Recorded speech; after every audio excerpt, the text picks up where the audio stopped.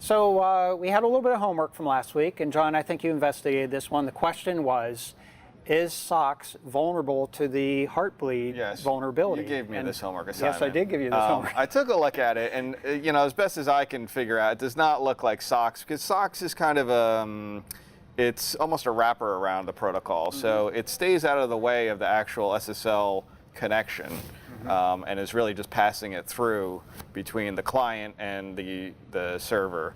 The one thing I was, after looking at that, I was thinking that evening what other things might possibly be vulnerable that we hadn't thought about yet. And one that immediately came to mind was Tor. I don't think anybody had been talking about Tor, but there's definitely a certain population of Tor router devices, that you would edge into on the Tor, edge routers.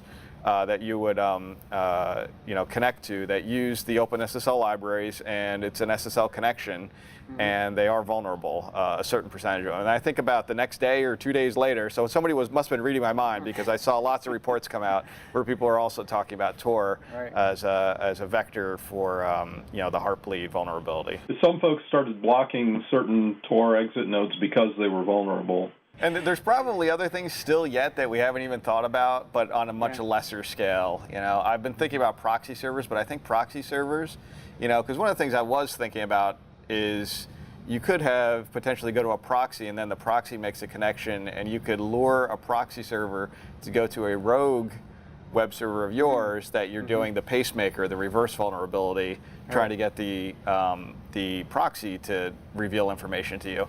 But I still think it's pretty much out of the way of that. I'm not quite sure on a proxy server but it might be.